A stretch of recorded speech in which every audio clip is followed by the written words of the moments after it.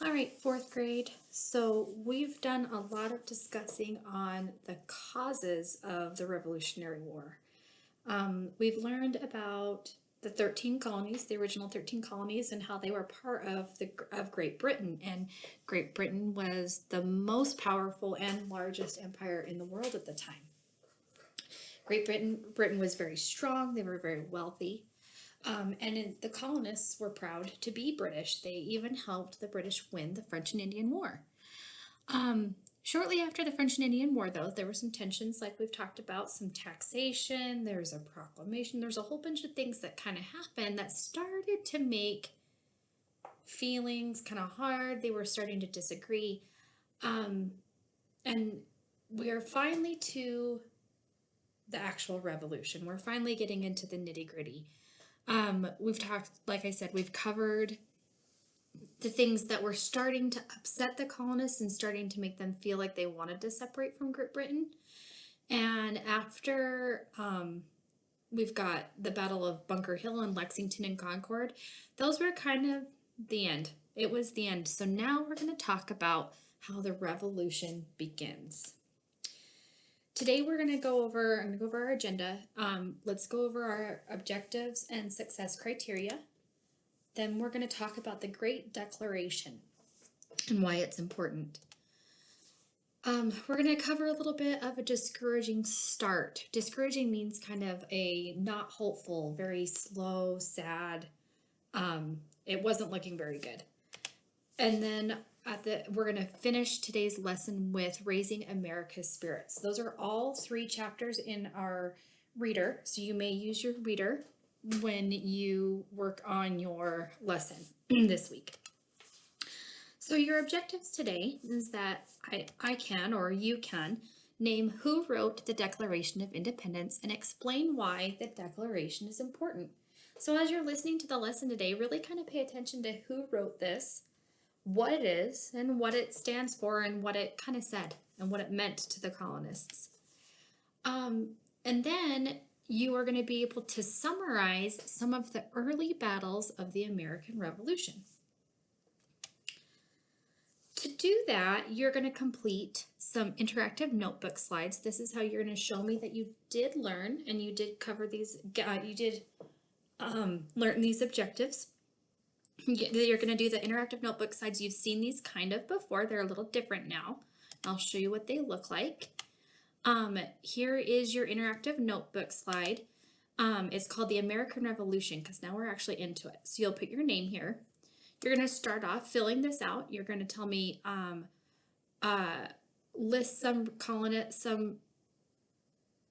why some colonists stayed loyal to Great Britain and list why some some colonists supported independence. Okay, so you're going to list kind of the differences between a loyalist and a patriot. You're going to talk about common sense. You're going to learn about that today. Who was Thomas Paine? What was it? And then what the impact of common sense, what that means is why was it important? What did it do? What did it cause the colonists to do? Then you're going to have a couple questions on the Declaration of Independence. Just follow these directions. Declaration Committee and Thomas Jefferson, some pretty important words to listen for. And you're going to have some vocabulary. I'll put the vocabulary in there. You are going to talk about the advantages and disadvantages of the British and the Patriots. So going into battles. Talk about the Battle of Long Island and the Battle of Trenton. You're going to be talking about those. Okay. So getting into our lesson here.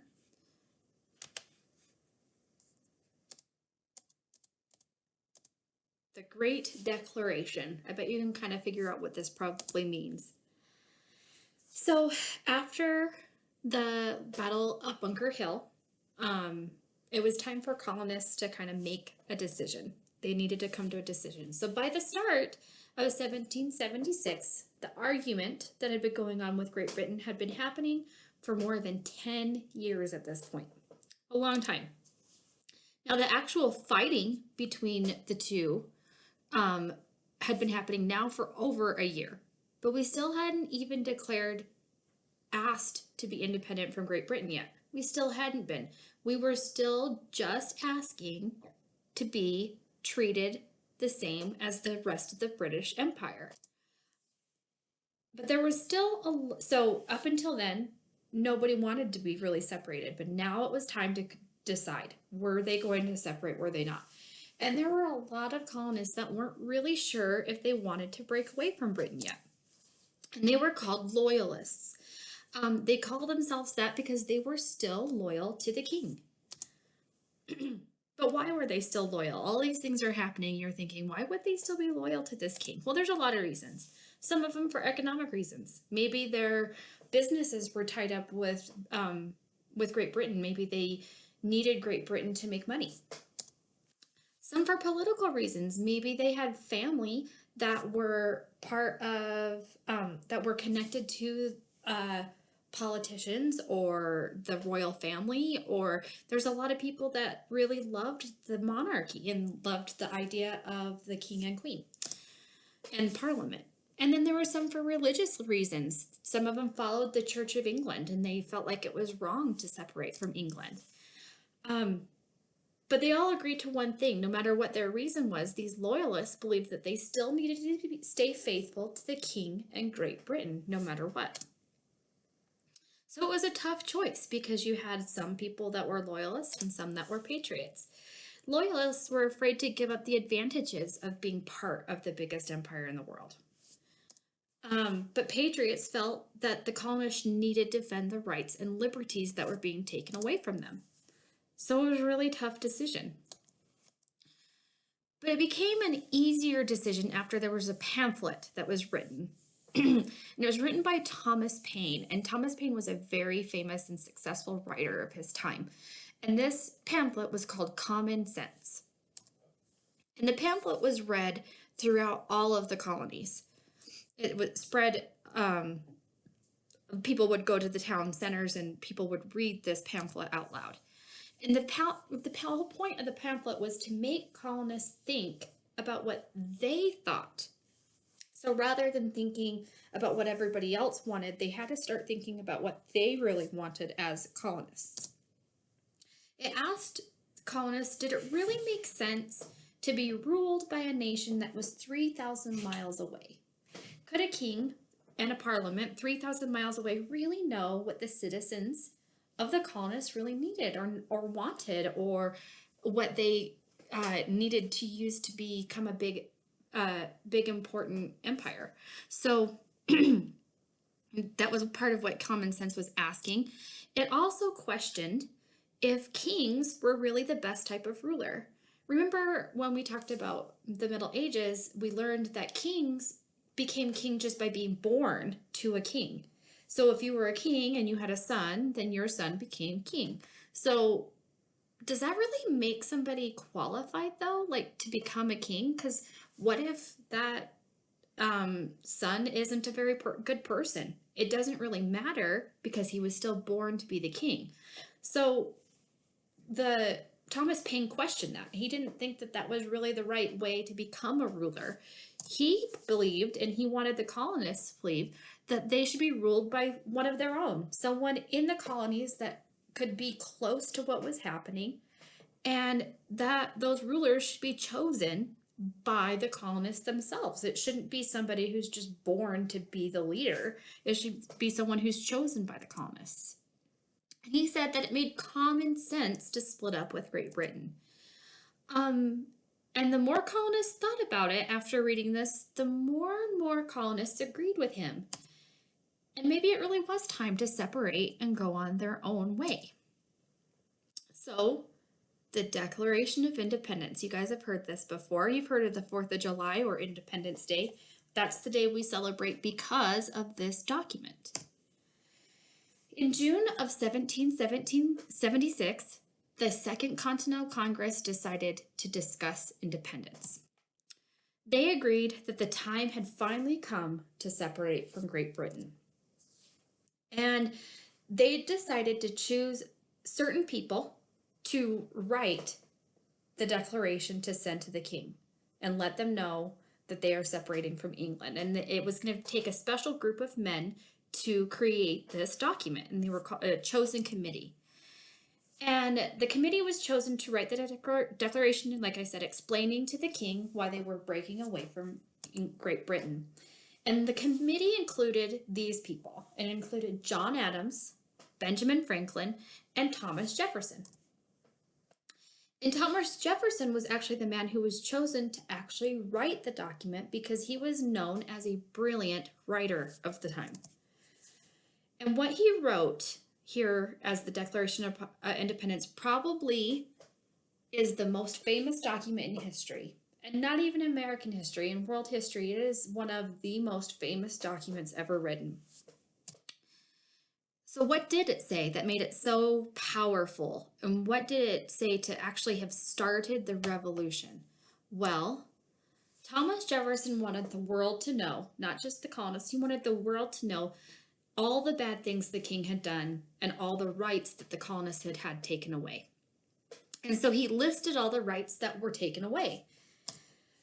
He claimed that all men had equal rights, and it was wrong for a government to take those rights away. And he also said that it was a government's job to protect the rights, and when they didn't, it was the right of the citizens to create new governments for themselves. So what he's saying here is that the government, or the person that's ruling a country, it's his job to protect the people, and it's his job or her job to make sure that the rights of those people are safe. And when that person's not doing their job, the citizens have the right to stand up and form a new government. And that's what his document said. And one of the most famous lines of this document is of the Declaration of Independence, and it's quoted often. It says that we hold these truths to be self-evident, that all men are created equal. So what he's saying is it is undeniable, you cannot argue that all men are created equal, and that the king does not have the right to take away rights from the colonists. So throughout the colonies, so it was on July 4th of 1776, after this document was written, that the Congress, the Second Continental Congress, actually agreed that this was a good document. They were going to send it to the king, and they adopted it, what means they signed it and they were ready to send it. And they were officially declaring or explaining that they are going to be their own country. This was the day that the colonies all became independent states, and together they made up the United States of America. So this was the day that they were not 13 colonies of Great Britain. They were now 13 states of the United States of America. And it was an amazing day. We still celebrate it today on the 4th of July. And the Declaration was read throughout the colonies, just like Common Sense was. And it was so exciting. And it excited the colonists throughout all colonies. The Second Continental Congress, though, the people who actually adopted it, knew that it was more than just a celebration. It was really serious. And as exciting as it was, and as glad as they were to be claiming themselves independent, they did know that their revolution couldn't fail. They could not lose this war, because what it would mean certain death for all of them. And it really would. Benjamin Franklin even said, "Gentlemen, we must all hang together, or else we shall hang separately." And what he meant is they needed to stay unified to win the war. Otherwise, they were all going to end up dead, and which would have been true. So the Declaration started the revolution. The Great Britain was like, all right, let's go. And however, it was a discouraging start. The odds were not very good in favor for the United States. There were a lot of odds stacked against them. We were the underdog. First, Great Britain. Though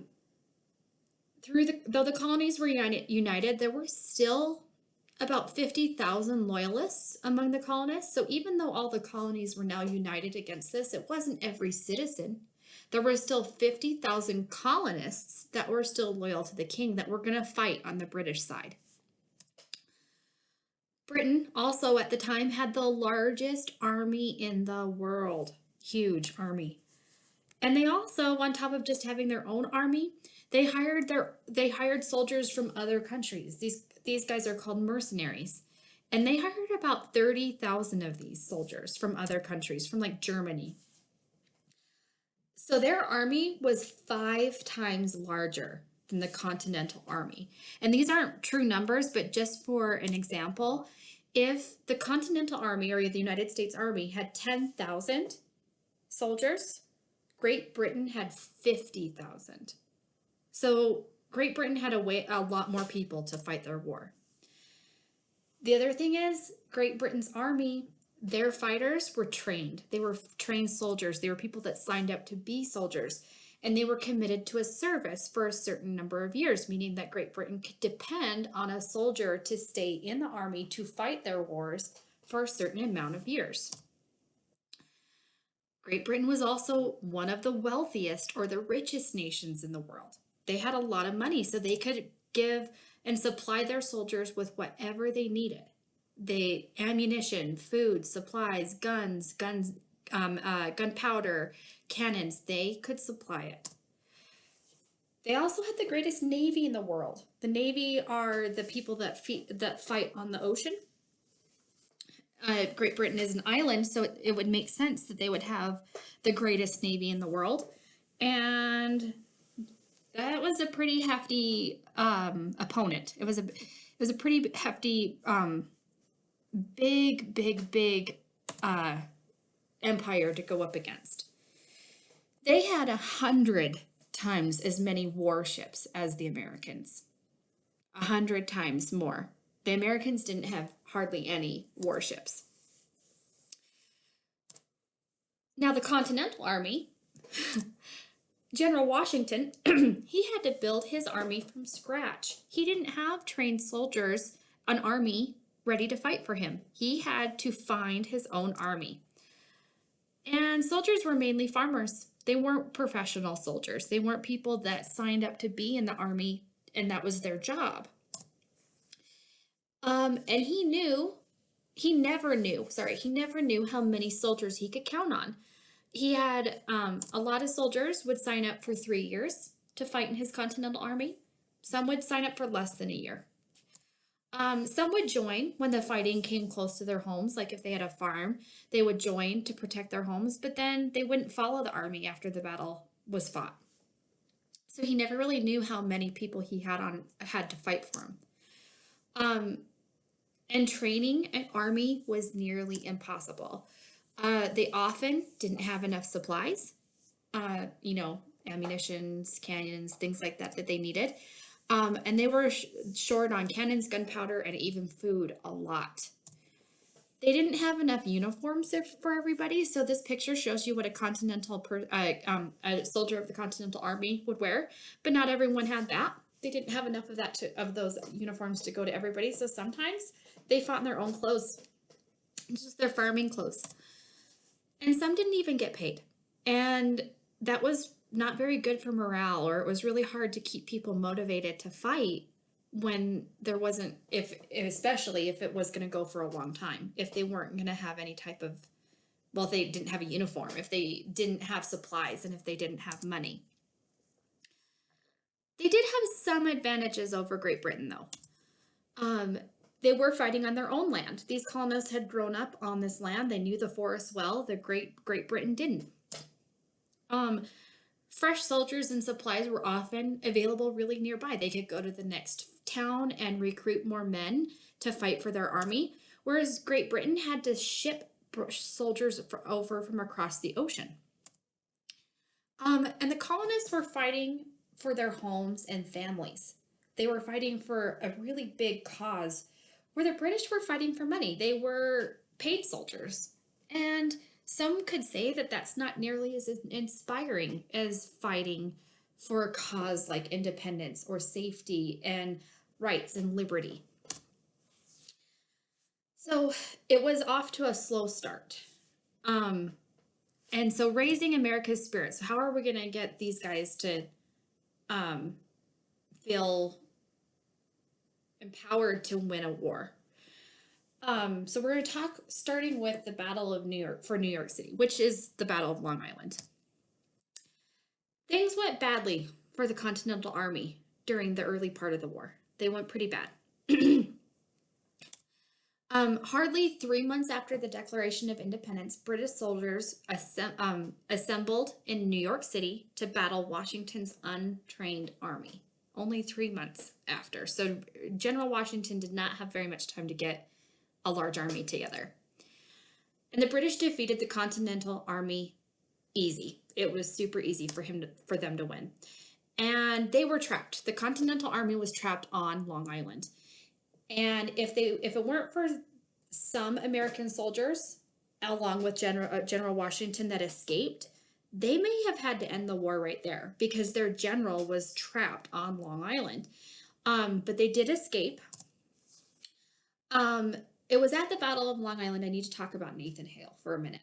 The Battle of Long Island, or New York City, sorry. It was at this battle that a 24-year-old teacher became really famous. His name was Nathan Hale.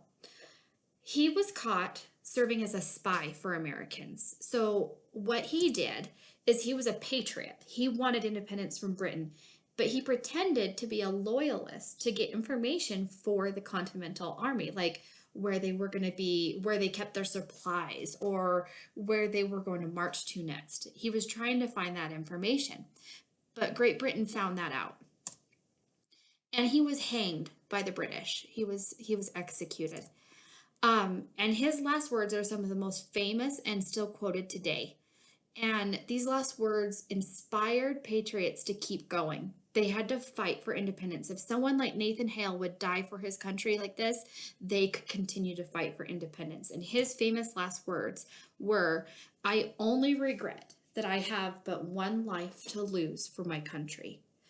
And what that means is that when they asked him what his last words were, he said that he would give, basically, he was saying that he would give his life or he would die for his country, the United States, again, if he had the choice, because he believed so fully that the United States needed to be independent from Great Britain. So Washington had escaped and he needed to come up with a plan. He needed to figure out a way to get Americans inspired to win this war. After the Continental Army escaped New York, they retreated to New Jersey and into Pennsylvania. But the British stayed very close behind them, kind of just followed them.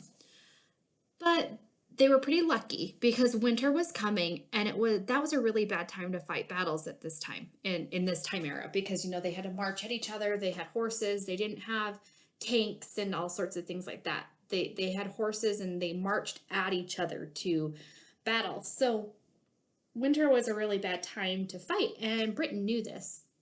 And so Britain was pretty satisfied for the moment to just have control over New York and New Jersey. And they were going to wait for spring to finish off the Americans. They figured it was going to be a very fast war. But this is where Washington began to shine. Many generals would have panicked, but Washington remained steady, and his soldiers loved him. So they were willing to follow him into battle. He never panicked. He stayed calm. He stayed collected, and he continued to strategize and figure out a way to keep his troops together, to try to win battles, and then to also keep America's spirits up. But the thing is, he didn't really want to battle. There was a lot of reasons for that. He had untrained troops. He didn't have an army. He had soldiers that were farmers their whole lives. And he knew, he was a smart man. He knew that they were going to be no match for the trained British army in a head-on battle. He knew that. The British army was just too powerful. So his plan needed to have a lot of patience. It was going to take a long time. But sometimes when something doesn't happen right away, people get discouraged, or they get let down, or they start to think that it's not going to work. So instead of taking the British head on, what he wanted to do is he wanted to continue to move his army around the colonies. He wanted to kind of stay on the run, but he would stop every now and then to fight small battles with the British, just small ones, not big ones, because he knew that they could not handle a big battle with Great Britain. They would lose too much. His idea was that if they continued to do this and kind of played the cat and mouse game, where the Continental Army would hide and then they'd come out and fight a small battle, and then they'd hide and then they'd come out and fight a small battle.